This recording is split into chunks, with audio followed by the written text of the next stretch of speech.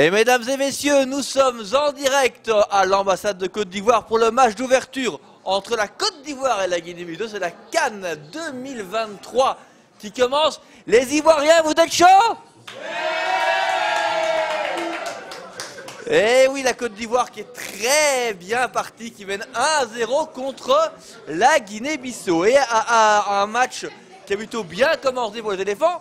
Et on va prendre l'avis de quelques supporters ivoiriens, bien évidemment, et du premier d'entre eux, son Excellence, l'ambassadeur de Côte d'Ivoire en Belgique, qui est avec nous. Alors, j'ai une première question. Je parle d'abord non pas aux supporters, mais à l'ambassadeur. Excellence, que vous inspire l'organisation de la CAN en Côte d'Ivoire? Écoutez, merci beaucoup. Merci, je voulais remercier déjà la communauté pour avoir fait nombreux déplacements. Il suffit de regarder ce qui s'est passé aujourd'hui pour voir que la Côte d'Ivoire a pris très au sérieux cet événement. L'organisation était parfaite. C'était une fête bien organisée et ça promet effectivement donc une fête du football qui sera très belle pendant les 4 prochaines semaines. Est-ce que c'est un message comme la Côte d'Ivoire aussi, qu'elle est capable aujourd'hui d'organiser de grands événements? Bien sûr, c'est un message pour dire Côte d'Ivoire is back. Côte d'Ivoire is back. Après plusieurs années de crise, aujourd'hui la Côte d'Ivoire a renoué effectivement donc avec le développement. La Côte d'Ivoire a renoué avec la croissance. Et la Côte d'Ivoire a montré aux yeux du monde qu'elle est capable d'organiser un événement au niveau des standards mondiaux. C'est très clair, il suffit de regarder ce qui s'est passé et ce qui va se passer pour savoir qu'effectivement la Côte d'Ivoire est revenue sur la scène internationale et la Côte d'Ivoire est un pays qui compte.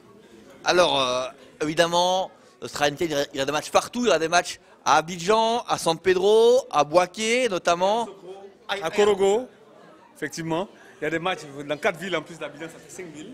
Et donc évidemment la fête promet d'être belle. Et surtout l'étendue du territoire. Alors tous les Ivoiriens, même ceux qui habitent en province, pourront profiter de cette Coupe d'Afrique? Absolument, absolument. Les provinces, comme je l'ai dit, il y a 4 provinces importantes qui sont donc concernées, dans lesquelles il y a des stades avec des matchs importants qui vont se dérouler. Donc évidemment toute la Côte d'Ivoire est en fête aujourd'hui et tous les Ivoiriens effectivement donc, sont à la disposition pour recevoir les équipes qui arrivent, les équipes des pays frères. Alors on va évidemment évoquer aussi un autre aspect qui est peut-être pas toujours connu, mais quand on organise une Coupe du Monde, une Coupe d'Europe, des Jeux Olympiques, des Jeux Africains aussi, c'est aussi des travaux d'infrastructure pour le pays. J'imagine que cette CAN, ça a aussi été l'occasion de construire des hôtels, des routes. La Côte d'Ivoire en profiter pendant des années. Bien sûr, non, bien sûr. Mais de toute façon, ce sont les investissements qui ont été faits par la Côte d'Ivoire, évidemment. Et c'est chiffré aujourd'hui dans l'ordre d'environ 1,5 milliard de dollars.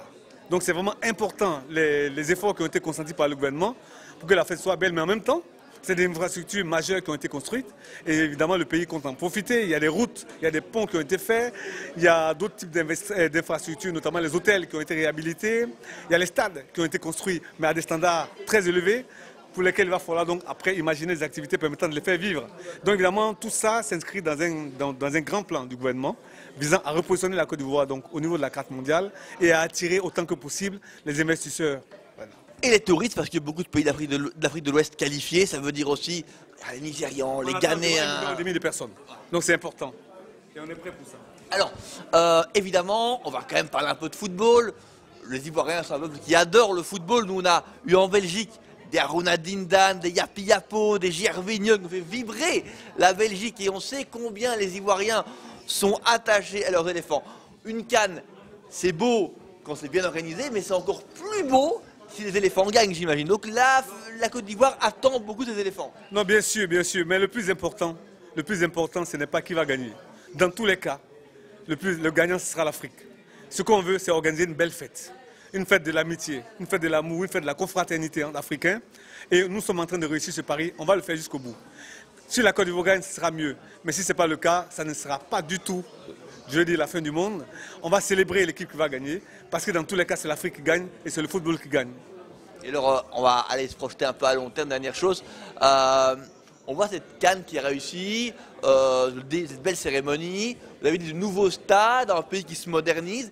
Est-ce qu'à terme, on a vu dans les tribunes Gianni Infantino, le président de la FIFA, Fatma Samoura, la secrétaire générale de la FIFA, les dirigeants de la CAF, M. Motsepe, est-ce que c'est aussi un signe qu'un jour, pourquoi pas, la Côte d'Ivoire, peut-être avec des pays voisins, pourrait, avec le Ghana, avec le Nigeria, avec le Sénégal par exemple, pourra un jour postuler pour une Coupe du Monde? Évidemment, votre réponse se trouve, la réponse à votre question se trouve dans la question.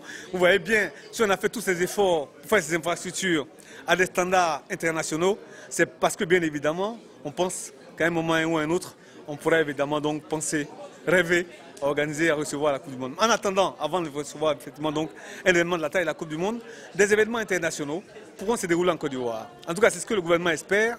Et c'est pour ça, évidemment, donc, que comme on appelle ça, il y a un plan qui a été transmis par le comité d'organisation au gouvernement, un plan permettant de faire vivre les infrastructures qui ont été faites donc, à un certain niveau. Donc, évidemment, on espère avoir des événements internationaux. La Coupe du Monde, ce sera plus tard un jour, peut-être, pourquoi pas.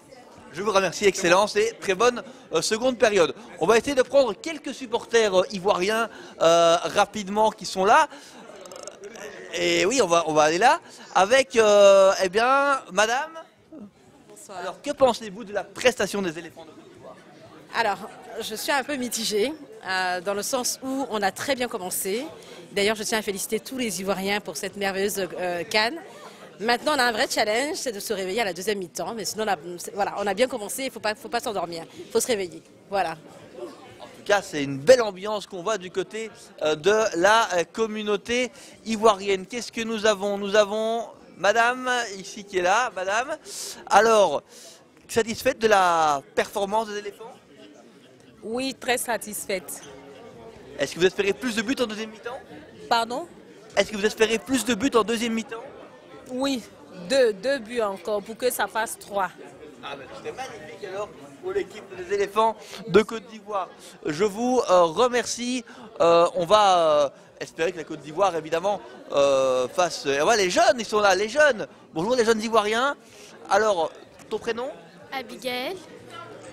Bénédicte. Alors, qu'est-ce qui vous inspire ces éléphants? On aime bien notre pays. Mais comment vous trouvez qu'ils ont joué?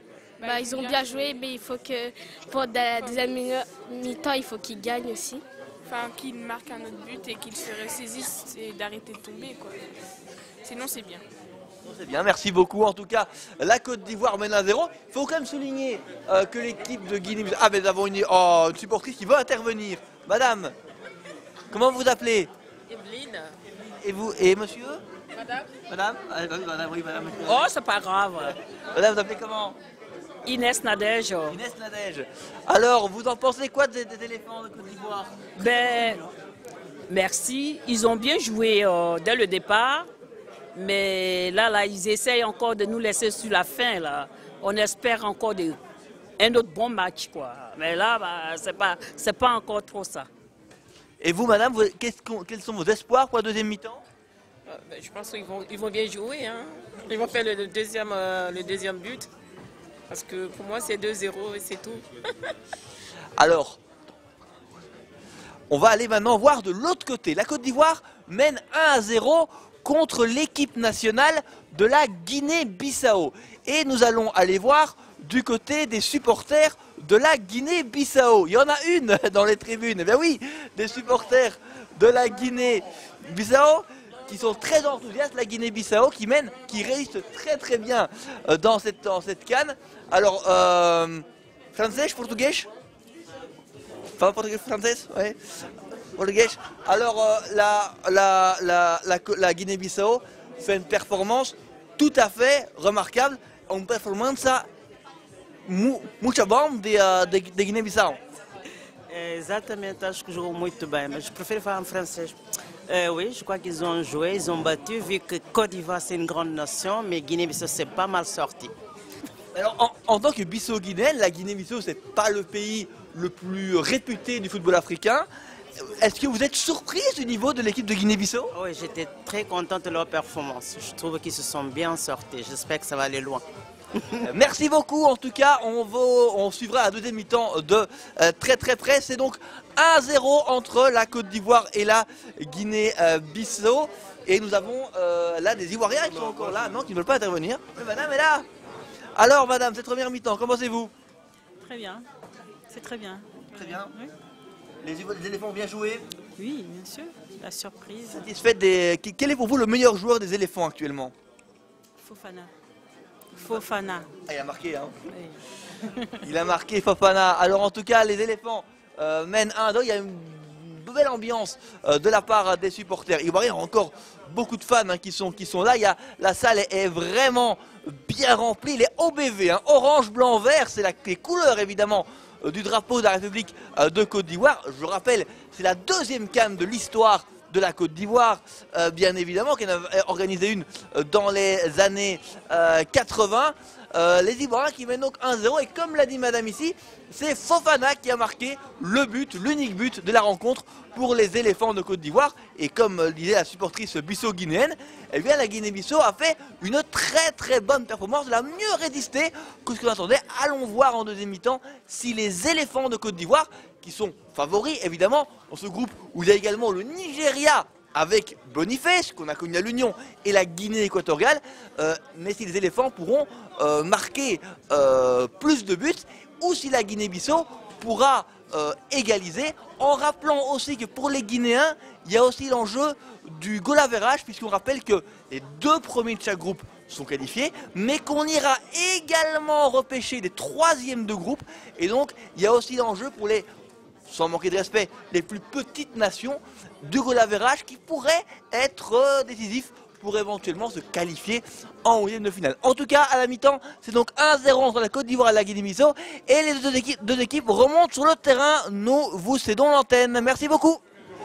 Et la Côte d'Ivoire vient de l'emporter 2-0 contre la Guinée-Bissau. Le match est terminé. Les supporters ivoiriens sont aux anges. Ils ont savouré une très belle victoire des éléphants avec des buts de Fofana et de Crasso. Les Ivoiriens en tête donc du groupe A de cette Coupe d'Afrique des Nations où il y aura demain le Nigeria contre la Guinée équatoriale. On vous rappelle les rendez-vous de cette CAN. Il y aura notamment Ghana-Cap-Vert demain. Il y aura un match entre le Mozambique et l'Égypte de Mohamed Salah. L'entrée du Maroc dès mardi contre la République démocratique du Congo. Le choc africain de l'Ouest entre le Sénégal et la Guinée, c'est bien évidemment lundi. On va prendre des réactions de supporters ivoiriens, madame notamment, qui est une supportrice très heureuse, j'imagine, après la victoire des éléphants. Je suis très heureuse ce soir et je suis contente que mon pays l'ait gagné. Je trouve que c'était un très beau match et voilà. Et une ambiance magnifique ce soir. Oui aussi, parce qu'il y avait la musique et tout. Ah, il y a la musique évidemment, c'est la Côte d'Ivoire, c'était la fête pour cette CAN. Il y a une autre supportrice qui est là, comment vous appelez? Ella. Ella, eh ben, Ella très contente aujourd'hui j'imagine. Alors au-delà de la victoire, c'est une fierté de voir la Côte d'Ivoire organiser un tel événement. Oui, c'est un très grand événement que nous prenons beaucoup de joie à organiser et nous sommes très heureux d'avoir gagné ce soir et nous espérons aller jusqu'à la finale et même remporter la coupe si possible. C'est un bonheur d'accueillir l'Afrique à Abidjan. Un très grand bonheur, oui. Merci beaucoup, jeune demoiselle. Je vais vous laisser et voir si d'autres Ivoiriens sont là. Ouais, il y a un Ivoirien très enthousiaste. Venez. Comment vous appelez? Oumar. Oumar. Alors, ça va bien? Anis Roma? Très bien, très bien. Ikekene? Ndakene. Allez, Somoro? Comment? Somoro? Vous m'avez dit? Ngakene. Ah, Somoro. Un peu de Dioula pour célébrer la diversité de la Côte d'Ivoire. Une Côte d'Ivoire diverse et unie ce soir. C'est l'unité de la Côte d'Ivoire. Tout à fait. Nous sommes très heureux parce que les éléphants ont gagné. C'est de bon augure pour la suite. Nous espérons qu'ils vont continuer à nous faire plaisir jusqu'à la fin. Et alors cette équipe de... Tout le mal qu'on peut leur souhaiter. Ah oui, ce qui est intéressant, ce qu'on a vu ce soir, c'est que la Côte d'Ivoire, on dit souvent, le premier match, il y a la pression, il y a aussi un adversaire qui a bien joué le coup. Et ce qui est intéressant, c'est que cette équipe de Côte d'Ivoire, elle a pris la Guinée-Bissau très au sérieux. Tout à fait. Parce que la Guinée-Bissau a joué très bas, donc il fallait arriver quand même à les faire sortir. Je pense qu'ils sont bien en sortie pour un premier match. Mais la suite, ça va aller de mieux en mieux. Et avec un Fofana de très bonne qualité au milieu de terrain, là. Tous les deux Fofana. Ouais, de Fofana, oui, absolument. Et la bonne pioche de la Côte d'Ivoire aussi, c'est le défenseur de la Roma Ndika. Oui, comme quoi aller chercher les buts nationaux, c'est une bonne idée.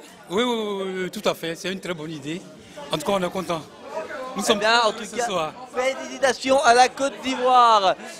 Et il y a un autre Ivoirien qui est là. Ouais. Comment vous appelez? Kader. Kader. Alors Kader, cette équipe de Côte d'Ivoire, comment vous la trouvez? Écoutez, on démarre assez lentement quand même. Beaucoup de déchets, j'ai constaté. 2-0 c'est bon à prendre, mais bon, on peut faire mieux quoi. Mais en tout cas, vous avez quand même maintenant un espoir d'aller loin cette CAN quand même. Après le premier match, on attend de voir la suite, hein, quoi qu'il en soit. Rendez-vous donc pour le prochain match contre le Nigeria. Avec tout le respect pour la Guinée-Bissau, ce sera un autre test Nigeria. Évidemment. C'est un morceau beaucoup plus lourd, donc voilà. Il va falloir mieux jouer qu'aujourd'hui, hein, en fait. Eh bien, merci beaucoup, jeune homme, et on va saluer quelques Ivoiriens. Il y a encore un autre Ivoirien qui veut nous saluer. Évidemment. Et comment il s'appelle ce jeune Ivoirien? Koulibaly. Monsieur Koulibaly, comment allez-vous? Je vais très bien, et vous? Très très bien. Ikakene? Donny, il est dos. Magnifique. Alors, ces éléphants, des éléphants vifs et puissants. Effectivement, ils nous ont fait preuve de solidité et on est très content pour cette victoire. Espérons que ça va continuer. Au niveau plus général, je vais revenir sur un point. On a vu une très belle fête ici en Belgique, une très belle fête à Abidjan. On peut être content aussi de voir qu'aujourd'hui, la Côte d'Ivoire a passé un test. La Côte d'Ivoire a montré qu'elle était capable d'organiser un très grand événement. Effectivement, mais c'est ça la Côte d'Ivoire, la fête, l'union. C'est ça qui fait la Côte d'Ivoire. Donc nous sommes très contents. Ça, c'est l'image de la Côte d'Ivoire. Donc on est capable d'organiser des événements. Et la preuve en est qu'on arrive et ça va être le plus beau tournoi d'Afrique. Ça, c'est très important. Est-ce que vous pensez qu'on sait qu'il y a le Maroc, on sait qu'il y a l'Égypte, on sait qu'il y a le Sénégal qui sont là aussi, mais est-ce que vous pensez que la Côte d'Ivoire peut peut-être gagner cette CAN? Ça commence à dater, ça fait 2015, ça fait 9 ans, les Ivoiriens ils attendent un petit peu. On joue avec nos qualités. C'est vrai que le Maroc a une très bonne équipe qui a fait une bonne prestation à la Coupe du Monde, mais nous comptons sur nous et ça ne va pas être facile. Merci beaucoup. Merci beaucoup, monsieur. Merci beaucoup. Nous, on se retrouve pour la suite de la CAN. Comme vous le voyez, les Ivoiriens sont bien. Il y a la musique derrière. Il y a de la musique. Les Ivoiriens sont là. Et nous, on se retrouve pour la suite de la CAN sur CIV Deluxe. Éléphant à éléphant, voulez-vous gagner?